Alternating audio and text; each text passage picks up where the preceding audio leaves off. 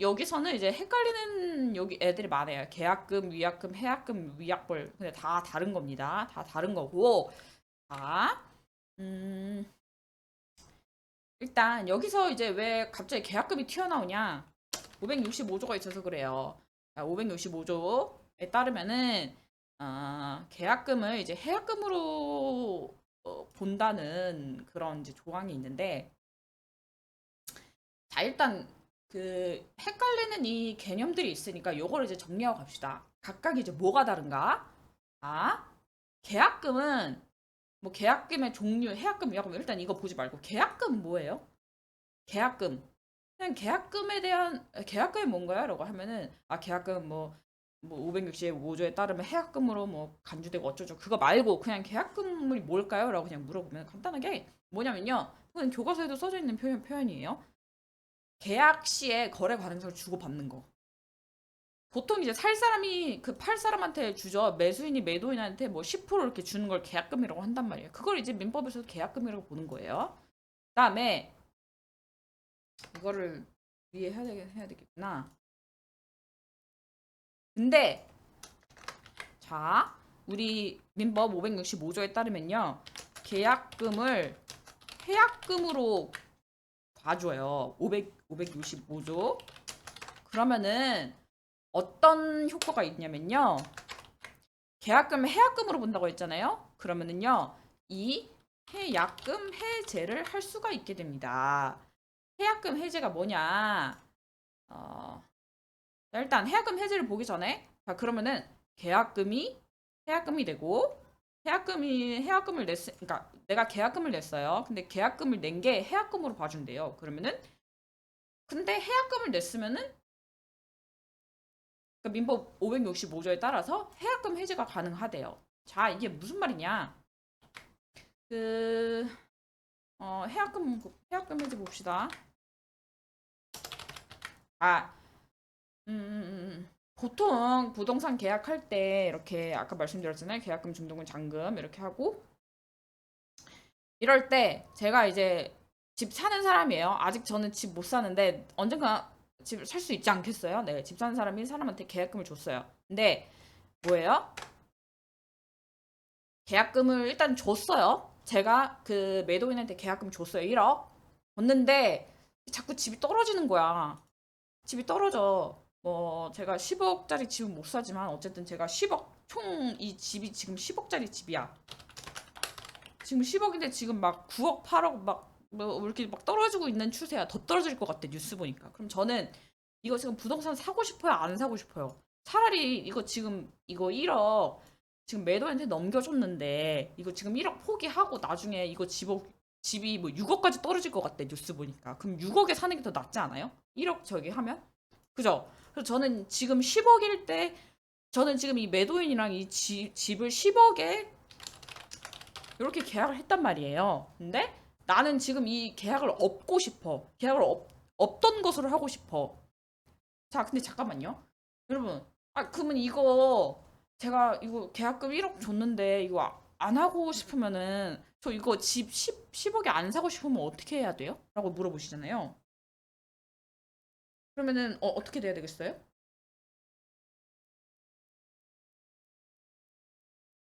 그러니까 계약금을 제가 지금 준 상태에서 10억을 10억짜리 집을 안 사고 싶어요. 그러면은 우리 565조에서 규정하고 있는 거예요. 565조에서 뭐라고 하고 있냐면은 제가 그 매도인한테 계약금 줬잖아요. 1억 줬는데 1억 그냥 안 돌려받고 이거 그냥 이 계약 엎어버릴 수 있는 거예요. 해지할 수 있어요. 그 다음에 매도인의 경우에는 10억에 팔라고 했는데 뉴스 보니까 이거 나중에 15억 된대. 올해 하반기에 15억 된대라는 그런 뉴스를 들은 거예요. 매도인이 팔기 싫을 거 아니에요. 그러면은 자기가 1억만 자기가 이미 이거는 저한테 받은 거잖아요. 저한테 받은 1억 플러스 1억을 지급하고 계약을 해지할 수 있어요. 근데 잠깐만. 매도인이 10억을 원래 살려고 했어요. 근데 10억이 원래 그 매도인 입장에서 이거 팔려고 했어요. 근데 매도인이 이거 팔기 싫어. 그러면은 매도인은 받은 거 1억만 줘야 돼요? 아니죠? 받은 거 1억. 이거는 지가 계약 안 하고 싶으니까 당연히 이거는 원래 매수인 돈이잖아요. 이건 당연히 돌려줘야 되는 거고 플러스 1억. 이거는 일종의 그 자기가 계약 깨는 거잖아요. 매수인도 자기가 계약 깰 때 1억 포기하잖아요. 그만큼 얘는 매도인도 자기가 1억만큼의 어떤 그 매수인에 대해서 일종의 그 손해배상이라고 하지 말고 매도인에 대한, 왜냐면 손해배상이라고 하면요, 그 손해배상 그 예정액이랑 헷갈리니까 위로금, 위로 위로조라고 해서 얘도 그럼 총합 2억을 지급하고 계약을 해지할 수 있다고 우리 집 민법 565조를 이제 정하고 있어요. 그래서 자, 그러면은 매수인은 얘도 지가 이 10억을 이제 10억으로 이 집을 매매하기로 하는 계약에서 빠져나가고 싶으면 1억의 손해를 보는 것이고, 매도인도 뭐예요? 여기서 빠져나가고 싶으면은 1억의 손해를 보면서 각각 계약을 해지할 수 있는 거죠. 자, 그런데 일단 이거부터 할까요? 아,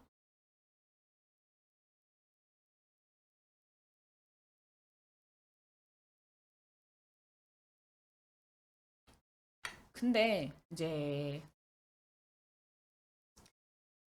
아까 이거 1억 포기하고 아니면은 매도인은 2억 그 자기가 받은 1억 토해내면서 플러스 이 매수인한테 1억 주면서 이걸 해지할 수 있다고 했잖아요. 근데 그거는 정해져 있어요. 시기가 정해져 있습니다. 자, 이거 아까 이거는 해약금 해제잖아요. 565조에 의한 해약금 해제인데 이거는 규정에서 뭐라고 하고 있냐면요. 이행에 착수할 때까지만 이거를 할 수 있다고 했어요. 이행에 착수할 때까지가 뭐죠? 이행의 착수. 자, 일단 착수라는 것은 보통 법학에서 시작이죠, 시작. 자, 그러면은 이행의 착수라는 것은 이행을 시작할 때까지. 이행을 시작. 이행을 시작할 때까지. 이게 뭐야? 본격적으로 이제 계약을 한다는 것으로 이제 쉽게 생각하시면 되거든요.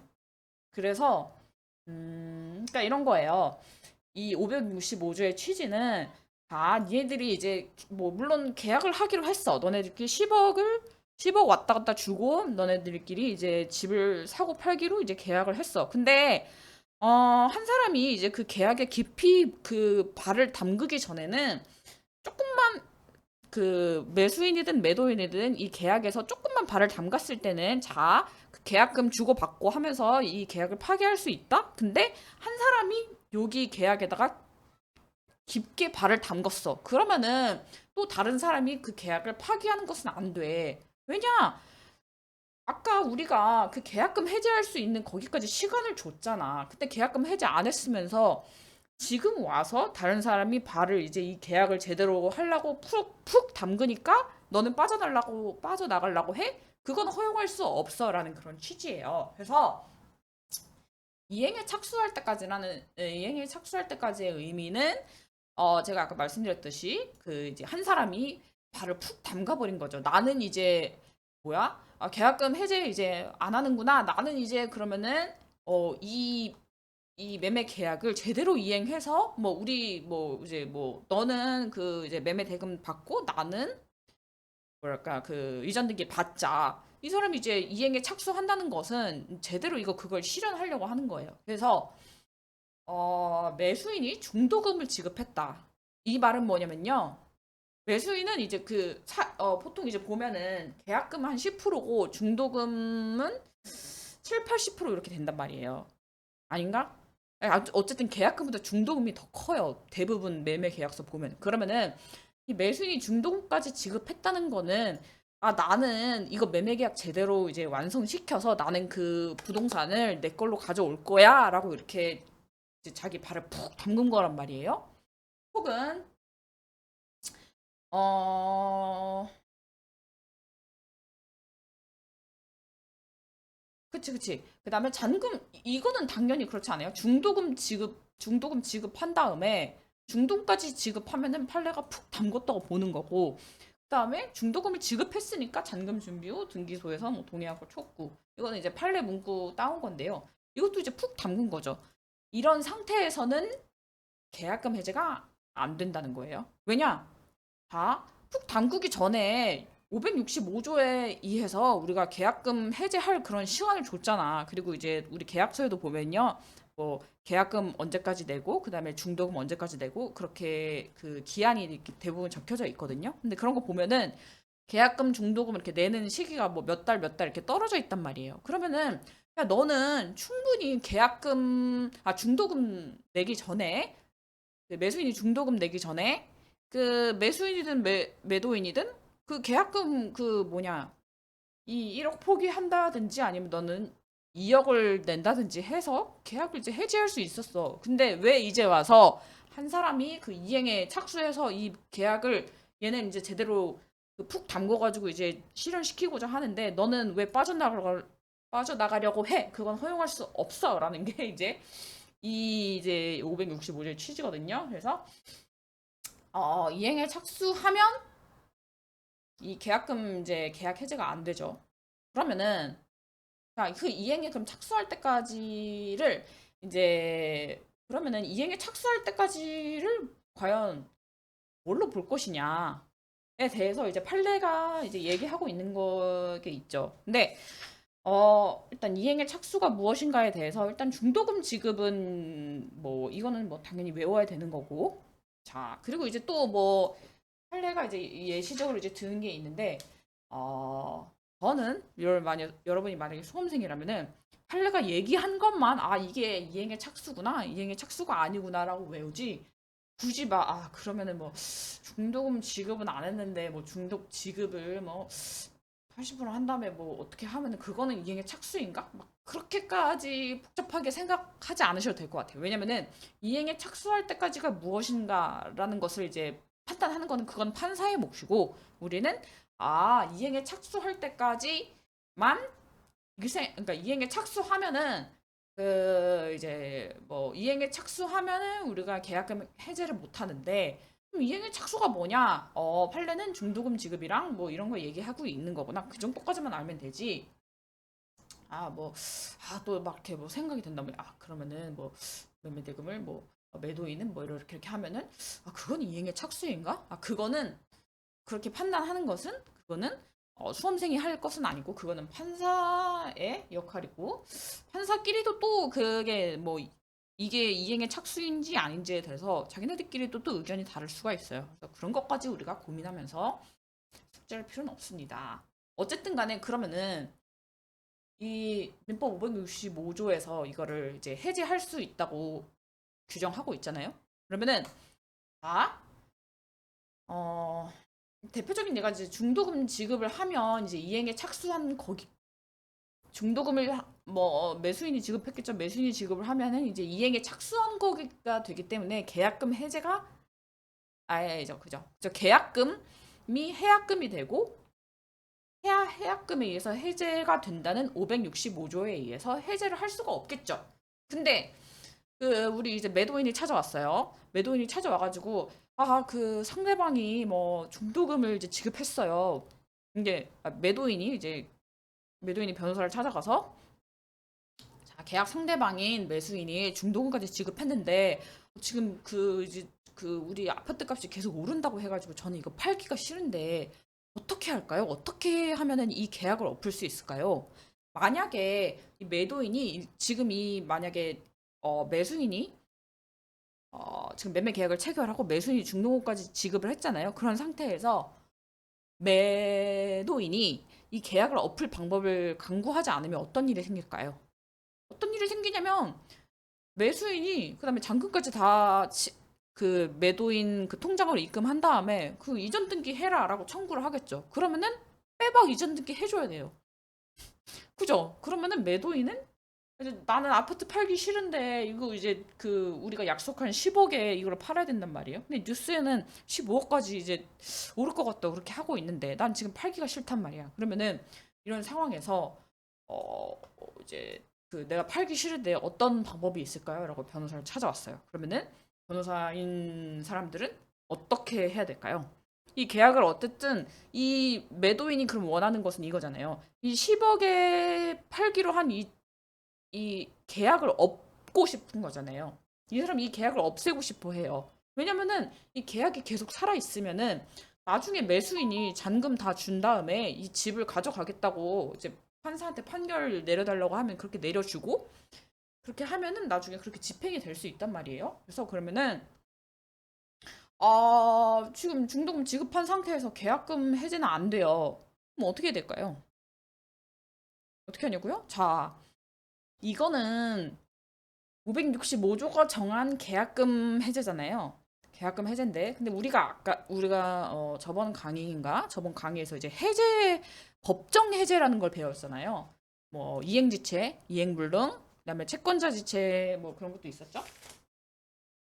채권자 지체는 좀 논의가 있는데 어쨌든 간에 그런 이제 서로 이행이 제대로 안 될 경우에 해제를 할 수 있는 그런 규정이 있어서 만약에 매수인이 중도금까지 지급을 한 경우라면은 계약금 해제는 할 수 없죠. 그건 이제 날라가는 카드고 다만 그런 법정 해제 사유가 있는지 혹은 민법 총칙 규정에 있는 그거는 뭐 굉장히 이제 잘 적용이 실질적으로는 힘들겠죠. 레어한 케이스지만 어쨌든 민법 총칙이 있는 규정들 중에서 이걸 적용을 해가지고 계약을 뭐 취소, 무효 뭐 이런 것들이 있잖아요. 그런 것들이 있는지를 이제 검토를 해봐야죠. 자, 그래서 이 565조는 그 법정 해제랑 그 다음에 앞에 것들이랑 다르게 민법에서 계약금을 넣은 경우에 인정하는 그런 해제이고요. 자, 그렇다면은 이 565조는 계약금이 지급됐을 것을 요건으로 하고 있잖아요. 그죠? 계약금 명목으로 교부한 때는 이라고 규정이 되어 있잖아요. 그렇다면은 이런 규정의 취지를 봤을 때 판례는 뭐라고 하고 있냐면요. 자, 계약금 565조에 의해서 계약금은 해약금으로 간주되고 해약금은 해약금이라는 것은 해약을 할 수 있는 그런 금전이기 때문에 내가 그거를 뭐 이렇게 매수인은 어떻게 하고 매도인은 어떻게 해서 해지를 할 수 있어. 자, 그렇다고 본다면은 민법 565조는 계약금이 지급되었을 것을 조건으로 하고 있기 때문에 판례는 뭐라고 하냐면요.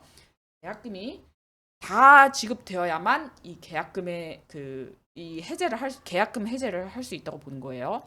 무슨 말이냐? 민법 이거는 그 계약금 해제죠. 해약금 해제라고 봐도 되고 계약금이 해약금이 돼서 그 해약금에 의한 계약 해제가 되는 거니까. 근데 이거는 계약금이 다 납부됐을 것을 조건으로 하는 것이다. 그렇기 때문에 계약금이 음, 다 납부되지 않은 경우에는 자, 우리가 계약금을 1억으로 했어요. 계약금 1억으로 당사자 간에 정했는데 지금 5천만 원밖에 입금이 안 됐어. 근데 지금 매수인은 이거 안 하고 싶어. 이 계약 안 하고 싶어. 그러면 어떻게 해야 된다고요? 매수인은 1억 5천만 원만 냈어요. 지금 매수인이. 당사자들끼리 계약금 1억으로 했는데 매수인이 5천만 원밖에 안 냈는데 자기는 이거 계약 엎어버리고 싶어. 집값 더 떨어진대. 자기는 이거 엎어버리고 싶은 거야. 그래서 나는 그냥 5천만 원 제가 그냥 안 할 테니까요. 그냥 이거 해지할래요라고 주장을 한 거예요. 근데 법원은 그거 안 된대요. 왜냐? 계약금 565조 문헌에 충실하자 이거죠. 계약금을 조금 일부를 냈을 때 뭐 포기하고 해지할 수 있다고 했냐? 야, 그런 거 아니잖아. 계약금을 냈을 때 계약금을 교부한 때라고 하고 있잖아. 그러면은 그 계약금을 다 냈을 때를 의미하는 거야. 그러면은 너는 계약금 1억으로 정했으니까 네가 매수인, 네가 이 계약에서 발 빼려면은 1억을 다 내야 되지. 5천만 원 갖고는 이 계약을 해지할 수 없어. 즉 5천만 원만 내 가지고는 이 민법 565조의 계약금 해약금에 의한 계약 해제를 할 수가 없어라고 이제 하는 그 유명한 판례가 있죠.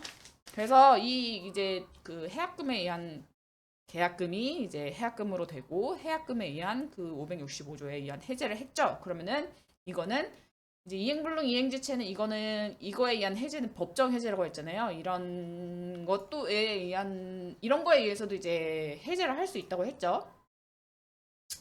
그래서 이제 뭐 해제는 뭐 그 이제 계약이 소멸하는 것으로 보니까 당사자 간에 이제 뭐 주고받은 거 다 서로 이제 청산하고 그렇게 해야 될 것인데 이제 565조에 의한 것은 좀 특수하죠. 뭐냐면은 이행에 착수하기 전까지라고 했잖아요. 그러니까 아까 제가 말씀드렸죠. 본격적으로 그 발 푹 담그기 전까지만 얘네들이 그 계약금이란 거를 포기하든지 아니면은 얹어주든지 해서 계약금 상당에게 그러니까 상대방이 매수인이 그 발을 빼든 매도인이 발을 빼든 상대방한테 어쨌든 계약금 상당에게 금액을 지워주고 나는 거기서 빠져나가는 거잖아요.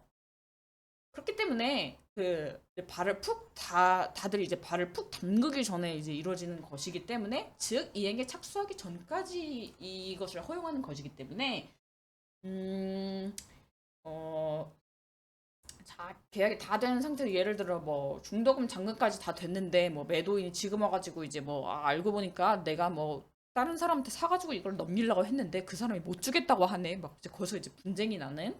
근데 그거는 이제 이행불능으로 처리가 돼서 또 해제를 할 수 있겠죠. 근데 그런 상태에서는 이제 뭐 당사자들끼리 주고받을 게 되게 많겠죠. 왜냐면 이제 중도금 잔금까지 다 넘어가고 뭐 그 상황에서 이제 법무사도 알아봤겠고 뭐 이렇게 했을 텐데 뭐 특히나 이제 토지 매매 같은 경우에는 뭐 거기다가 이제 건물 지으려고 뭐 관할 행정청에 이것저것 알아보고 뭐 허가도 받고 막 그렇게 했을 텐데 잔금까지 다 줬는데 매도인이 이제 그거 못 넘겨주겠어라고 하는 그런 거에 비해서는 이 계약금에 의한 그 해제는 조금 청산할 게 적어지겠죠. 뭐 청산할 게 적다 이런 거는 이제 시험 문제 나오지 않지만 우리가 이제 생각을 해보면 이 계약금 해제라는 게 발을 푹 담그기 전에 조금만 담궜을 때 이제 청산할 수 있게끔 해주는 그런 제도이기 때문에 조금밖에 안 담갔으면은 그렇게 청산할 게 그렇게 많진 않겠죠.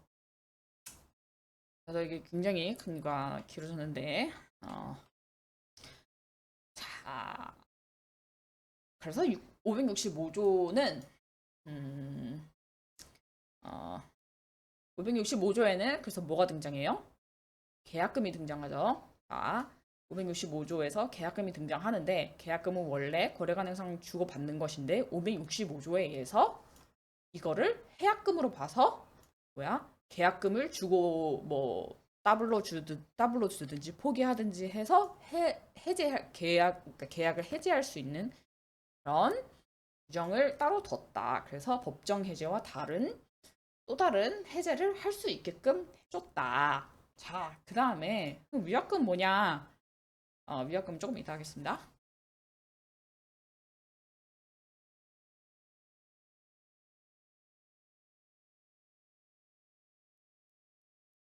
자, 매매 일방 예약 다시 보겠습니다. 우리 민법에서는 그 예약 완결자가 매매 완결 의사를 표시함으로써 매매의 본계약이 성립되는 것으로 규정한다. 그러면서 이거를 이제 이렇게 설명하고 있죠. 행사를 정지 조건으로 해서 자, 제가 이거를 원래 저번 주 목요일인가 금요일에 이 강의를 찍었다가 이제 교과서를 다시 봤는데 일방 예약이라는 것이 이제 형성권이다. 형성권이어서 그 완결권자가 이제 내가 표시하면은 그 예약 이제 일방 예약 관계에서 이제 완결권자가 표시를 하면은 우리가 미래에 체결하기로 했던 그 매매 계약이 딱 체결되어 버리는 것이다. 이때 그러면은 그 완결권을 행사하는 것은 그것은 형성권이고 그리고 형성권이기 때문에 당연히 상대방의 동의는 필요하지 않다. 이제 이런 민법 규정이 아니라 그 교수님 교과서를 보니까 그렇게 되어 있더라고요. 근데 제가 이거를 수험생 때 이 예약 완결권의 행사가 형성권이다 뭐 이런 거에 대해서 사실 왜 형성권일까? 만약에 형성권이 아니면 이게 어떻게 되는 거지? 라는 거에 대해서 깊이 생각해 보질 않았어요. 근데 제가 음, 궁금한 거예요. 갑자기 이제 의문이 들었어요. 이거를 형성권으로 해야 되는 이유는 무엇인가? 매매 예약은 계약이라고 했는데 왜 거기에서 계약이라는 기본적으로 당사자의 한 사람이 야 이렇게 하자라고 해서 되는 게 아니라 이렇게 할래라고 하면은 오케이라고 해서 그 당사자의 의사가 합치되어야 되는 것인데 왜 매매 예약이라는 것에는 형성권을 끼워 넣었을까? 이거를 왜 형성권으로 해석을 하고 상대방의 그 본계약이 체결되는 거에는 상대방의 동의가 필요 없을 없다고 하는 것일까? 주말 내도록 이제 뭐 어디 걸을 때도 생각이 나고 헬스장 갈 때도 생각이 나고 그래가지고 계속 생각을 해봤는데 제가 이제 자 조금 제가 이제 생각한 걸 말씀드릴게요. 왜 이게 형성권일까? 자 일단 매매 본계약 약이 있고 이제 이거를 위해서 매매 예약을 하는 거죠. 그러면은 이제 매매 예약. 자, 근데 우리가 매매 예약할 때 이 시점에서 이제 당사자들끼리 뭐라고 그러니까 매매 예약을 한다는 것은 매매 본계약에 대해서 뭐 그러니까 이 매매 예약을 통해서 매매 예약을 해서 매매 계약을 체결시키는 거니까. 그리고 매매 예약에서는 그 당사자들 간에 합의가 있어야 된다고 했잖아요. 그러면은 매매 본계약을 체결시키는 거에 있어도 당사자들 합의가 있었겠죠. 즉 무슨 말이냐면은 매매 예약을 할 때 이제 매매 예약이라는 계약을 할 때 당사자들이 어느 정도 그래 뭐 내가 뭐 지금은 뭐 돈이 없는데 나중에 내가 이거를 4억에 살게. 3억이라고 하자. 3억. 의미는 없지만 뭐 3억에 살게. 3억에 매매하자라고 이제 3억에 매매하는 거야. 그거를 이제 내가 돈 마련되면은 이 사람들 이제 날짜는 안 정해놨어요. 그거를 이제 내가 나중에 돈 마련되면은 그 이제 매매 계약 체결하자고 할게. 그러면은 너는 나한테 3억에 매매해야 되는 거야라고 이 매매 예약에서 당사자들이 정한 거예요. 그리고 이 매매 예약에서 그 이제 이렇게 나한테 3억에 팔아라고 한 사람이 있으면은 그래 내가 3억에 팔게라고 하면서 매매 예약에 이제 그 또 동의 의사 표시를 한 사람이 있겠죠. 나중에 이제 추후 매도인 될 사람. 근데 자 보세요. 그러면은 여기에 매매 예약이라는 이제 계약이 있고 매매 본계약이 이제 나중에 이제 체결될 거잖아요. 나중에 언젠가. 근데 만약에 이 매매 예약에 있어서 완결권을 있잖아요. 형성권이라고 하지 않으면은 어떤 문제가 발생을 하냐. 자, 이거를 형성권일 때와 형성권이 아닐 때 어떤 차이가 발생하나. 이걸 또 생각을 해봤어요. 자, 형성권이면요. 우리가 내가 나중에 우리 지금 매매 예약만 한 상태이지만 내가 이제 나중에 매매 계약 체결하자고 의사표시를 하면은 우리 매매 계약 체결되는 거다라고 이제 하는 게 매매 예약이잖아요. 근데 그 당사자가 대부분 뭐 중요한 거에 대한 거 있잖아요. 중요한 게 뭐겠어요? 뭐 결국에는 얼마에 파느냐 이거겠죠? 그죠? 얼마에 파느냐? 대부분 이거겠죠. 뭐 중요한 거. 중요한 그거 말고 뭐 또 중요한 부분이 있나요? 중요한 부분 등 뭐 아니면은 뭐 어디까지 수리해가지고 넘겨준다 뭐 이런 것들에 대해서 대부분 이 매매 본계약을 체결하기 전에 있어서 그 얘네들이 이제 이 매매 예약을 해서 예약을 하면은 이 매매 예약을 해서 이 예약권의 행사를 하면은 본계약이 저절로 따다닥 체결이 되는 거라니까요. 그러면은 당사자들은 이 본계약의 체결에 따라서 이 매수인은 돈을 낼 의무가 있고 매도인은 아파트를 이제 넘겨줄 그런 의무가 발생하는 거예요. 그런데 그래서 당사자들이 그래 그리고 나중에 내가 예약권 행사하면 3억 원에 이제 뭐 사고 팔고 하자라고 이제 했단 말이에요. 자 근데 만약에 내가 매매 예약을 형성권이라고 이제 보면은요. 형성권이라고 봐서 승낙이 필요하지 않다고 이렇게 해석을 하면은요. 내가 매매 예약한 대로 자 내가 뭐 지금은 2023년에는 이제 돈이 없고 2024년에는 이제 돈이 생긴 것 같아서 2024년 그 정도에 이제 야 우리 3억에 매매하기로 했지. 자 이제 나는 예약 완결권 행사할 거야 라고 하면은 이제 매매 계약이 성립. 그럼 이거 얼마에 성립돼요? 3억에 성립되죠. 근데 이게 형성권이고 상대방이 그 승낙을 요건으로 하지 않기 때문에 상대방이 승낙 안 해도 3억으로 매매 계약 성립되는 거예요. 왜냐면은 상대방은 이미 옛날에 매매 예약에서 이 3억 원으로 하기로 이미 합의를 했다니까요. 이 사람은. 자, 그래서 뭐 이 사람이 이제 막상 그 매매 이제 완결권 행사할 때 자기 마음이 바뀌었을 수도 있죠. 뭐 주변에 고속도로 들어오는데 그러면 이제 뭐 땅값 뭐 오른다고 해가지고 이거 뭐 5억까지 올라간다 이러면 이제 그 매도인이 팔기 싫을 수도 있죠. 근데 어쨌든 이 매도인은 이 매매 예약 단계에서 그래 나중에 매매 뭐 3억 원에 팔게라고 이미 이제 자기가 합의를 해 놓은 거잖아요. 그리고 그거는 우리 민법이 이 매매 예약이라는 규정에 있어서 매매 예약이라는 그 규정을 통해서 그렇게 하는 거 괜찮다라고 이제 그렇게 해놓은 거잖아요. 그러면은 이 매매 예약 규정이 따를 때 당사자들이 매매 예약할 때 나중에 3억 원에 파는 거다 사고 파는 거다라고 했을 때 예약권에 이제 나중에 가서 행사를 하면은 요 매도인 요 팔 사람은 야, 그 나 3억 원에 못 하겠는데 그 이거 오른다고 하는데 이제 한 4.5억 원 받아야 될 것 같아라고 하면서 이 매매 계약 체결의 성립을 부인하지 못한단 말이에요. 근데 형성권이 아니라고 하고 상대방이 이제 승낙이 있어야 된다 그러면은 무슨 말이냐면은 매매 예약을 해놓긴 해놨어. 근데 본 계약을 체결할 때 돼가지고 자 3억 원에 매매하자라고 나만 얘기하는 게 아니라 상대방의 그 이제 형성권이 아니라고 보면 상대방의 이 3억 원에 매매하는 거에 대한 다시 동의가 있어야 되는 거예요. 그쵸? 위에랑 다르죠. 위에는 이 3억 원에 하는 거에 대해서 상대방의 승낙이 없어도 되죠. 형성권이라고 봤을 때는. 근데 형성권이 아니라고 보면은 상대방이 3억에 매매하는 거에 대해서 다시 상대방의 그 동의를 얻어야 되는 거예요. 그러면은 뭐예요? 매매 예약을 왜 했냐 이거지. 그러면은 여기서 다시 상대방의 그 계약 그 동의를 다시 얻어야 된다고 보면은 그거는 야 원래 형성권이라고 보면은 3억 원에 매매하기로 했으니까 그 매매 계약 3억 원에 체결되는 거야라고 해서 매매 계약 성립이 되는 건데 근데 여기 본 계약에서 상대방의 형성권이 아니라 상대방의 이제 동의를 받아야 되는 새로운 그 계약을 다시 체결해야 되는 거라면 결국에는 이게 매매 계약이 상대방이 마음이 뭐 바뀌거나 그러면은 매매 계약 이런 결론이 나겠죠. 그죠?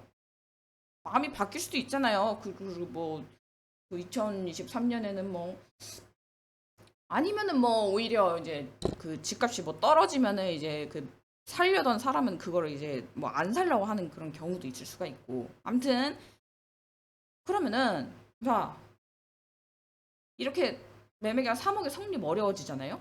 그러면은 우리가 아까 그 매매 예약 대체 왜 한 거니?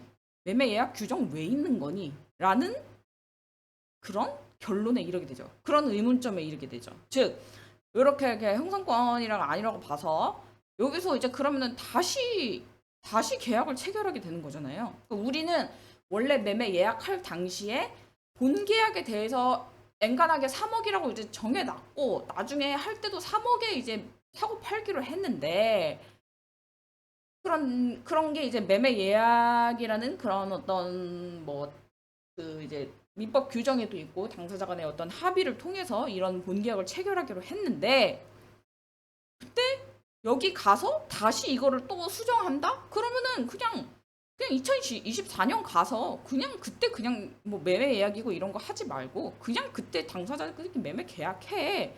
그거를 못하러 매매 예약을 해? 왜냐면은 매매 예약에서 3억에 하기로 해서 이 나중에 이제 이걸 행사해서 3억의 매매 계약이 체결되는 것이 어떤 그 매매 예약의 의미인데 만약에 요 매매 예약을 해놨는데도 여기 가서 또 이게 변경이 돼.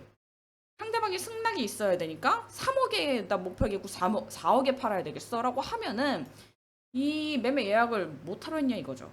그렇기 때문에 이거를 이제 형성권으로 이제 해석을 해야지만 이 매매 예약이라는 것에 어떤 그런 의의가 있어지는 거기 때문에 이걸 이제 형성권으로 하는 것이 맞고 상대방의 그 승낙을 요하는 것이 아니다. 자, 그럼 어떻게 되겠어요? 우리 이렇게 저기 됐죠? 형성권이고 상대방의 그 이제 승낙을 필요로 안 해요. 그러면은 우리가 매매 계약이 자, 매매 예약했는데 그 이제 뭐 완결권자가 누군지는 모르겠지만 어쨌든 완결권자가 그 예약권을 딱 행사를 했어요. 그럼 그 시점에서 당사자들끼리 매매 계약이 성립된 거예요. 그러면은 어떻게 되는 거예요? 3억 원의 매매 계약이 성립이 되면은 매도인은 뭐 매수인은 3억 원 이제 줘야 될 의무가 있고 매도인은 그 이전 해줘야 될 그런 의무가 생기는 거예요. 근데 만약에 뭐 매도인 같은 경우에 지금 뭐 마음이 바뀌었어. 지금 3억에 저기 했는데 나는 4.5억에 팔고 싶은데라고 하면은 그건 어떻게 해야 되겠어요? 그 사람은 밑에서 이제 배우는 것처럼 계약금 이제 계약금 해제라고 하는데 아니면 해약금 해제 똑같은 말인데 해약금 해제를 뭐 고려해 볼 수도 있고 그다음에 법정 해제 요건을 뭐 중간에 이제 매매 계약을 이제 하려고 하다가 법정 해제 요건이 있다라고 이제 하면은 뭐 이 계약을 파기할 수 있고 혹은 무효 취소라는 게 있다라고 하면은 이 계약을 또 이제 파기할 수가 있는 거죠. 근데 어쨌든 이 당사자 한 명이 이거를 어떤 뭐 지가 이거를 어쨌든 계약을 자기네들이 이제 체결이 된 거잖아요. 그러면은 계약 체결이 됐다고 하면은 거기에 따라서 뭐 주고받을 의무가 생기는 건데 내가 그걸 하기 싫어. 나는 3억이 아니라 4.5억에 하고 싶어. 그렇기 때문에 나는 이 3억 원에 체결한 이 계약을 깨고 싶어라고 한다면은 뭐 상대방한테 그 손해배상 물어주고 뭐랄까요? 손해배상 물어주고 이거를 파기하든지 아니면은 자기가 이제 법정 뭐 해제 요건이든지 무효 취소라든지 이런 방법을 이제 강구해야 되는 그런 상황에 놓이는 것이고 그 말은 곧 이 어떤 이 계약에 이제 당사자들이 뭐 종속이라고 해야 되나요? 어쨌든 그런 의무가 발생되는 것이지요. 그래서 매매 예약도 막 하면 안 되겠죠.